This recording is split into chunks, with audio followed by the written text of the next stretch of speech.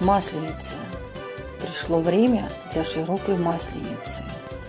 Проводить холодную снежную зиму и встретить ласковую весну с масленицей надо обязательно весело.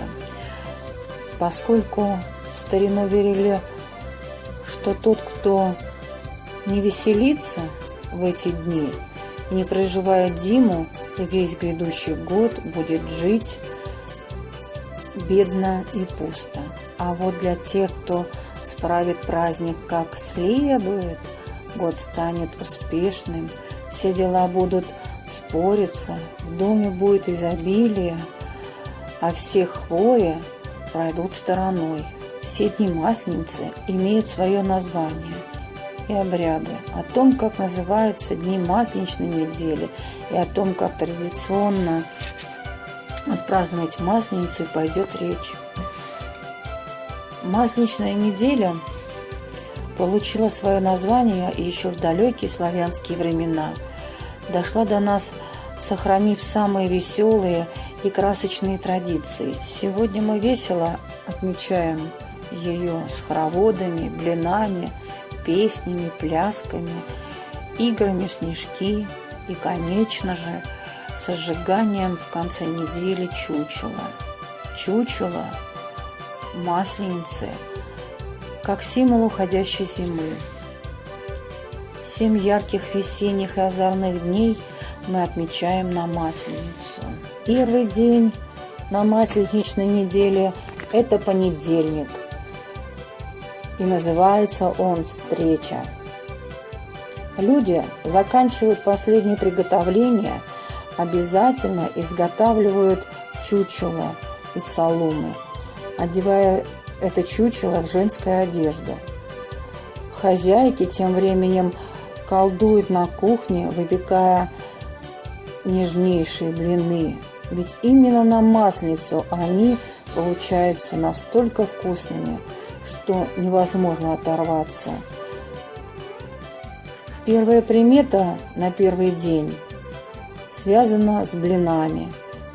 Первый же блин испеченный никогда не едят, отдают нищим или кладут за окно в память об умерших. К вечеру же все собираются за общим столом, отмечая начало праздничной недели и составляя план дальнейших мероприятий.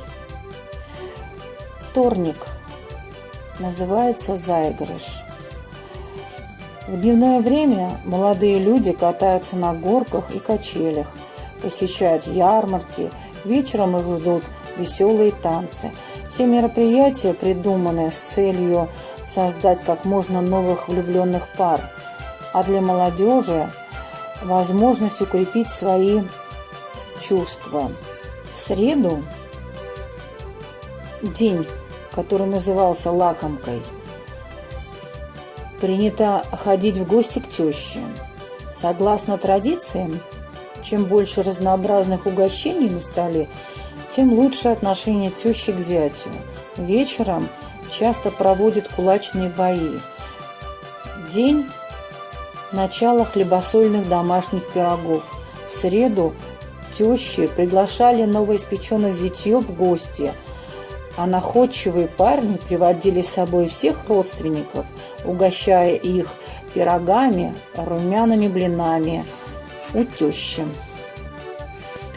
В четверг начинаются массовые гуляния. Люди откладывают все свои заботы, все угощают друг друга блинами, сладостями, ходят в гости и поют веселые песни, веселятся. Этот день называли «разгуляем» или переломным днем, разгулом. В четверг проводились кулачные бои, стенка на стенку. Теща вместе со своими подругами с ответным визитом приходит к зятю. Именно из его рук она принимает угощение, показывая всем своим подругам, какой замечательный у нее зять. Пятница на Масленичной неделе – это тещин вечерок. Очень многие традиции масленичных неделей ставили перед собой цели помочь холостым юношам и девушкам пожениться. Также много обычаев касалось и молодых супружеских пар.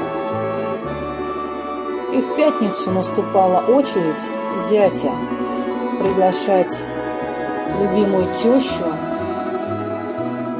в гости. Молодые угощали родителей невесты сладкими медовыми блинами и разными вкусностями, а те приходили в гости с подружками и шутками. В субботу невестка собирает у себя в доме всех родственников мужа. Если девушка не замужем, то проводится время в кругу своих незамужних подруг.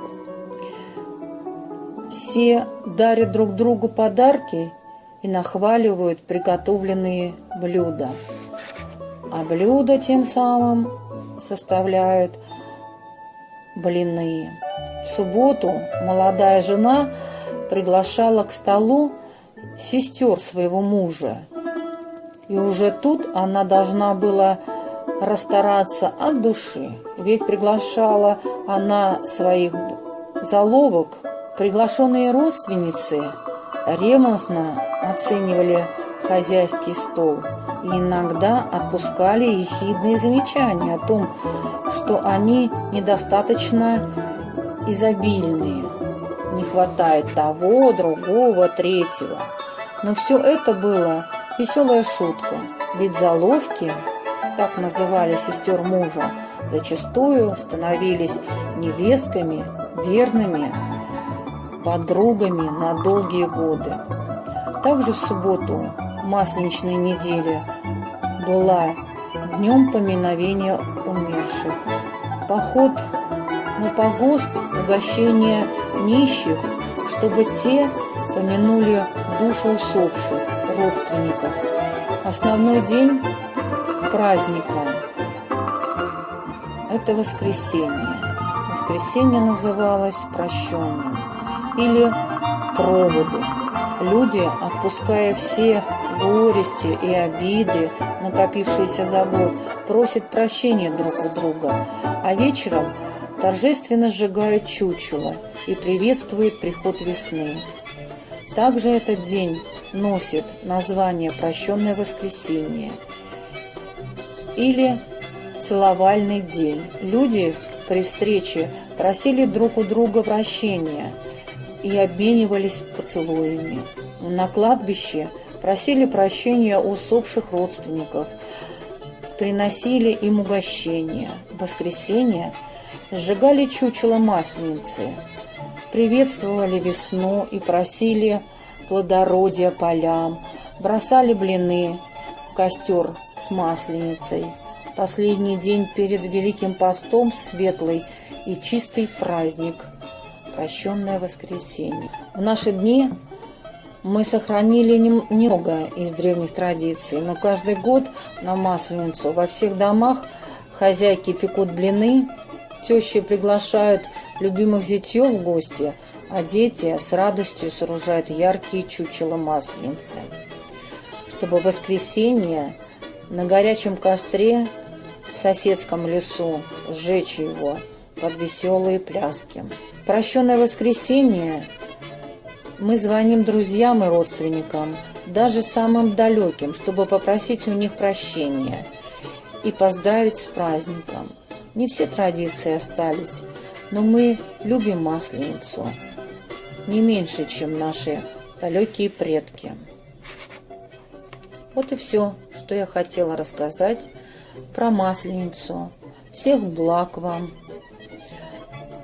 Побольше покушать вкусных блинов, встретиться с близкими и любимыми родственниками, попросить у всех прощения и отметить весело, чтобы весь год у вас были одни самые прекрасные воспоминания об этом празднике. Всех благ вам! До свидания!